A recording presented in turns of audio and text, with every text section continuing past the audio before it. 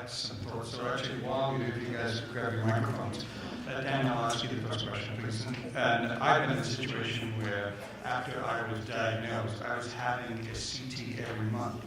And of course, I was concerned about that. And so with my partner, we said, having it every month, am I going to get disease from the radiation? And is every CT that I have adding to that risk? And my oncologist said rather glibly, because we had this quite fun discussion, that's the least of your worries right now. So just talk about, well, it's true, that what it was. Talk a little bit about that, because I know that anytime anybody goes into the donor, you're lying there and you think, okay, is this necessary? Do I really need to do it?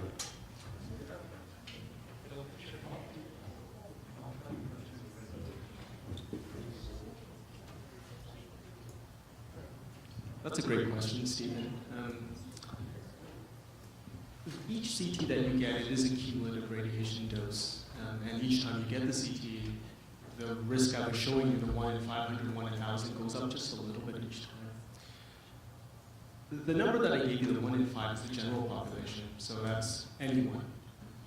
And I think what happens is that when you get the diagnosis of cancer, you're balancing between the added risk of radiation from getting surveillance CT scans, and you have to weigh it with recurrence or surveillance, basically. I think that for the regular population, it doesn't make sense to do regular CTs because of the added risk, especially when you're young. It becomes different when you're a little bit older, you've had kidney cancer.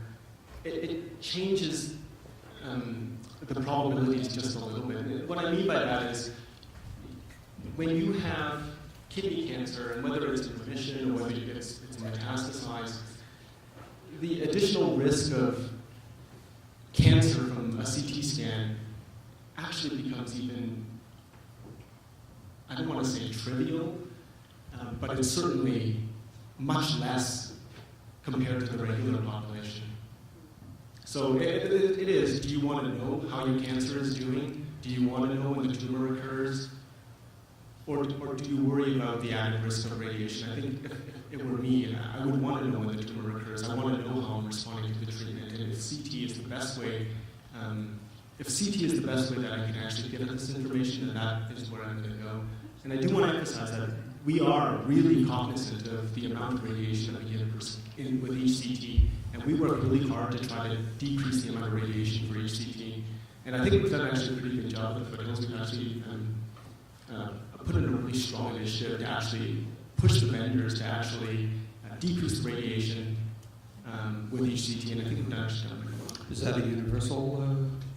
I think it actually depends on where you're getting the CT scanner, because you have to actually modulate it. Well, actually, the newer CT scanners can have some new features that can actually decrease the CT, but unfortunately, even across the city here, there are some older CT scanners that aren't capable of this. But it is an initiative, and all the vendors know that when you buy a new CT scanner, one of the properties that we try to sell us on is the amount of radiation that you can save, but yet still keep the same image quality.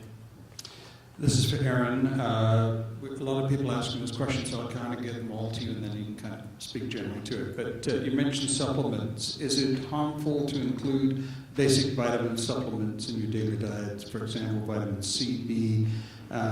Also, what vitamins do you recommend? And the benefits of supplements versus real food, for example, garlic. And the last one, should antioxidants, be used during chemo, garlic, green tea, etc.? Great questions.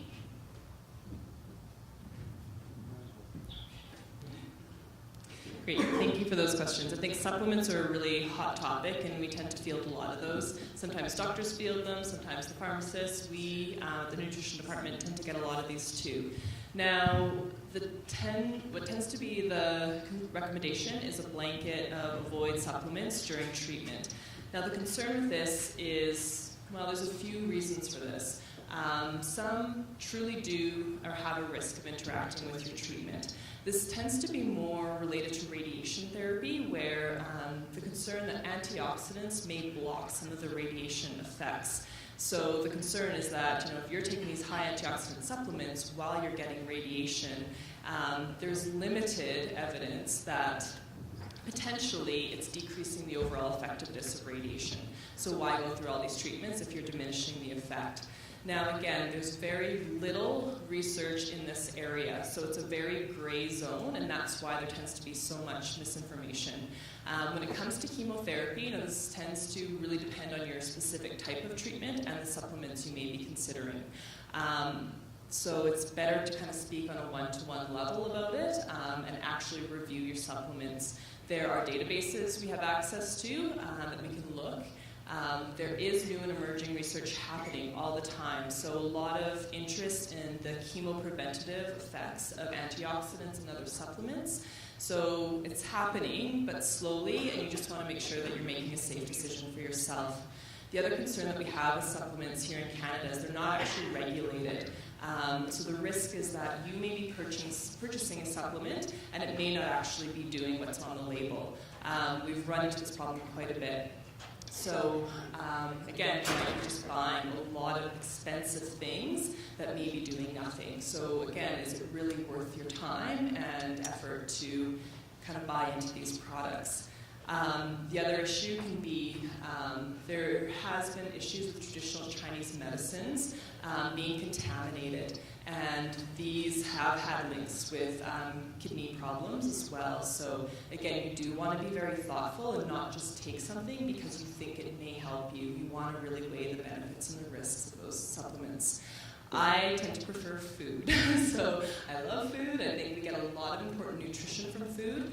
And there's synergistic benefits of eating food. So things that we can't distill into a capsule or a dried pill. I mean, you see these kind of dried greens. And when I think of all the nutrition in greens, the idea that you can heat it, dry it, and give it, and assume that it's going to have the same properties as that salad, I really don't think it's possible. So the recommendation is to consume those foods. Again, you may not always have that luxury, right? So there could be nutrients that you're missing in your diet. If you're avoiding potassium or you're avoiding phosphorus, you may be having lower calcium, vitamin D, or folate levels in your diet. So we can look at that and see if there's ways that we can either augment your diet or recommend a safe supplement for you. For some that are on drugs, and certainly when I was on my drug regime, my tolerance to foods obviously changed. I remember, like at the beginning of the again doing 2-3, I was living on baked potato with butters that was cold and sugar crisp with milk, making it so well as food, just to get it in there. So I mean, there's certain foods you may not be able to tolerate, right? Yeah, you're right. So it's not. You won't have necessarily that variety available to you. Again, it's kind of weighing those things. Is it a few days that you experience that? Is it a few months? So degrees of malnutrition can vary widely. As well, I always kind of want to make sure that people are getting their baseline calorie and protein intake. Taking vitamins and minerals without enough calories and protein, your body isn't going to use those anyway, so you're just creating very expensive urine. So yeah, that's weighing those. Expensive urine, okay. Maybe we can bottle it and sell it somewhere. Daniel, what about, does IV fluid before and after CT help to protect kidney function? Yes, it does. But typically we do this when you're just borderline. And so if you're really clear of the threshold, there's a threshold that we look at. So you go for your blood work and you put the creatinine in, and the creatinine you plug in and you get a GFR basically. If your number is really close to the threshold, you can get IV fluids. It's part of our protocol, and it can actually help your kidneys. But if you're really clear of that mark, usually IV fluids, it doesn't really help you, or it actually won't make any difference. We do encourage you to actually take fluids to help clear the contrast of your system after. I'm always told take drink a liter of water 1 hour before the CT. Yeah, we can do that. Yeah. Helps? I think anything helps, actually. So this leads to the next question. How important is it not drinking the day before the scan? That actually doesn't do anything. I think from an image quality, it doesn't change anything. I would drink water before. I wouldn't withhold water. The only time that we I actually think they're referring to alcohol. that actually doesn't change as well. Maybe people are more dehydrated. Sorry, I had a question.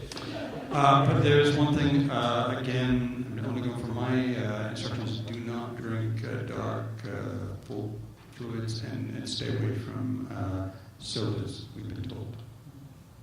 I'm not quite sure the reason for that. Never actually heard Just like those cell phones we have in hospitals. Doctors have ones that work in hospitals and don't affect the equipment, and yet patients, apparently their phones do affect the equipment.